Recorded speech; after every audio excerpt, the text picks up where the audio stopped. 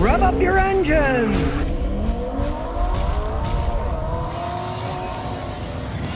Today I'm going to tell you the truth about Volkswagen diesels. The good, the bad, and the ugly. If we look inside, we'll notice one thing. It's got a lot of mileage on it. 356,176 miles. But as you can see, it doesn't start. We'll turn the key. The glow plug light came on, but no go. It stalled out on the highway and the guy towed it over here. Now, it is a standard transmission, so you don't have to worry about all the problems Volkswagen automatics have. And the fact that with an automatic transmission, these things are dogs that won't even get out of their own way. You gotta have a turbo to get any zip with them. They get phenomenal gas mileage. This one gets like 55 miles a gallon on the highway. It's pretty good gas mileage for a car. But of course, if you're thinking about buying a diesel, realize the price of diesel is much higher than regular gasoline. And a lot of times, you're not gaining anything, because you pay so much more for the fuel. Even though you get better gas mileage, it costs so much more, you're not saving that much. When I was a young mechanic, diesel was a lot cheaper. People liked buying diesel, but now it's expensive, so you got to take that in consideration, number one. And the number two problem, which fits all diesels but especially Volkswagens, is when they do break down, they can cost a fortune to repair. Numero uno is a Volkswagen. Hardly anybody knows how to work on Volkswagen diesels outside of a Volkswagen dealer, and they're going to stick it to you as hard as it comes. Many of them now charge close to $200 an hour of labor. They'll stack it up on you. The parts are outrageously expensive. You're often stuck with them. Now, this is an older diesel, but the more modern ones, they're electronic. They have a lot more electronic controls.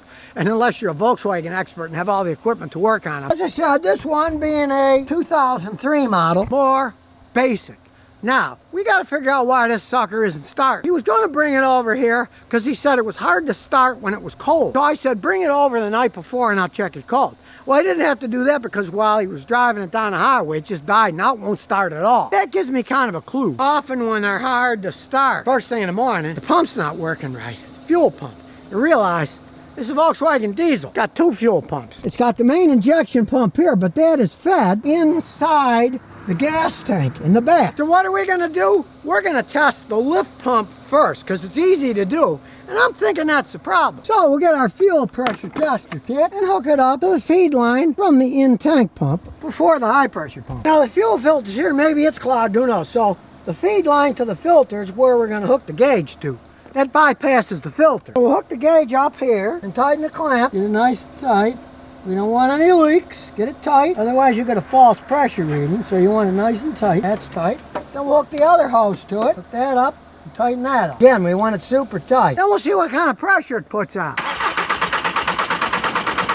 And as you can see, with everything disconnected, there's no flow. There's no diesel fuel coming out.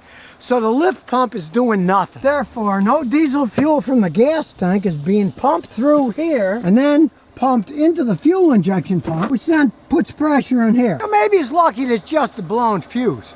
But realize this, if the fuse blows through the fuel pump, there's generally a reason. That's usually a fuel pump that's starting to go out. And since he's had a hard time starting it cold, and this time it just completely died on the highway, even if you change the pump, I don't think it would last long. Behind here where the regular fuse box is, the fuel pump relay is inside here.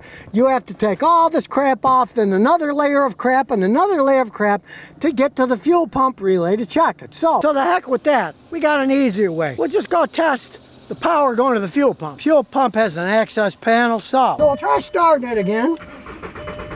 And we can see that it's got power, 12.2 volts, and that it also has ground. It's green. So rather than taking the whole dash apart to check the relay, we tried starting it. The pump was getting power, it was getting ground, but it's doing nothing.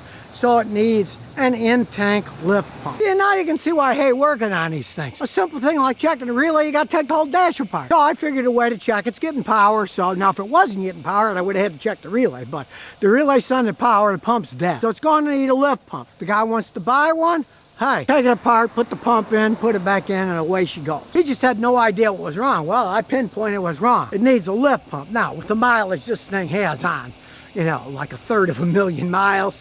Come on now, how much life does this thing really have left? As you can see, it's throwing oil all over the place. The original injection pump in that thing cost thousands and thousands of dollars to buy and replace and reset. For you guys that have these diesels, especially these old ones, I've seen these lift pumps breaking as little as 50, 60,000 miles. So if you're going to buy one, don't go out and buy the cheap Chinese-made one. At least get an original equipment one. Don't get the cheapies.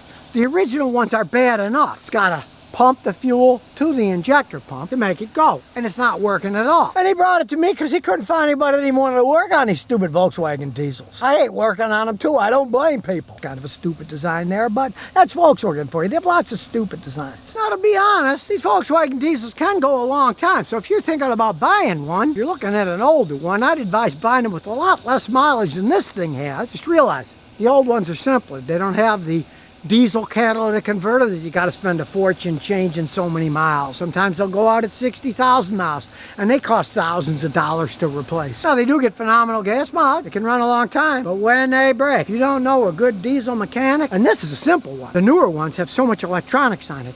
Only a Volkswagen expert is ever going to be able to figure out what's wrong with the stupid things. It's just how Volkswagens are. You need all kinds of special equipment, all kinds of special tools, and the guys that work on them, they're going to screw you to the tree.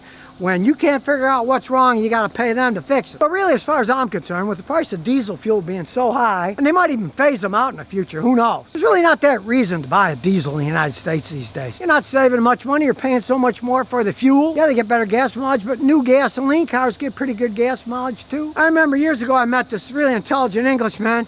He was a VP of Shell doing lubrication. He said, Scotty, he said, you Americans got us right. We Brits were wrong.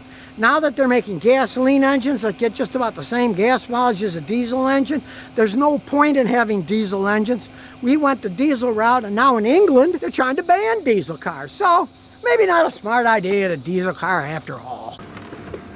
And here's some bonus questions and answers. Jake5758 says, is the V6 Camry worse than the 4-cylinder? Better and worse are relative terms. I would be totally happy with the 4-cylinder Camry. They got enough horsepower. They're a simple engine. They get good gas mileage, and they can basically run forever if you keep changing the oil, right? Now, the V6 engines are excellent engines. They can get decent gas mileage. The newer ones are more complicated than the older ones, but of course, you have a V6 engine, 3 on one side, 3 on the other. So there's twice as many moving parts. And when they do break, they cost a lot more money to fix. Now, they have more power than the 4-cylinders, but do you really need the power? If you're a cheapskate like me, you want to get the best gas mileage, a car that lasts forever, get the 4-cylinder. But if you like driving faster, you might be happy with the V6. You just use more gas. It will wear out a little bit faster, but, you know, it's a Toyota. They can still go 200,000-300,000 miles and still be going okay. It's just that the 4s go the longest, cost the least to maintain, and get a little bit better gas mileage. It wasn't every floor, says. How do you remove a nylon insert nut if it won't unscrew or tighten? It just spins freely on the bolt. It's nylon. I just heat it up with a little torch. It'll melt off and come off. That's the easiest thing on earth. Now, if you know when it messes with heat, you can get pliers like a putty knife and get under it and force it up. Or if you want to do a real pro job, they make little nut splitter tools where they're a tool and you tighten one end and then the blades cut, and then it'll snap right off. They make tools for that. Really good with a Dremel. You can get a Dremel with a little cutter and just until you get down and don't wreck the threads, of course, but you could cut it off with a Dremel. If it's a hard place and it's real small, the Dremels aren't that big, and I do that all the time myself. Those little Dremels, you get the little abrasive cutting wheels, and they're pretty small, so you can get in there and you can cut stuff off. Kylie says, how do I fix an intermittent no start? I have a 2004 Mercury Sable with 91,700 miles. It's front wheel drive. Sometimes when I try to start it, it makes a weird noise and won't start. I have to keep trying to start the car to get it to start. What needs to be fixed? Well, make a video, put it on YouTube, give me the URL, I'll listen to it. Now, if it won't start and you hear a really weird noise, it's probably the starter going out. It's normal to just, but if you hear, that's the starter. It's an electric motor. The gears inside are breaking down. It'll make horrible noises. Pray that's all it is. It's real easy for any mechanic to listen to it, hear that noise, and they'll say, yep, your starter's going out. That's the most common thing. Odds are it's the starter motor starting to go out.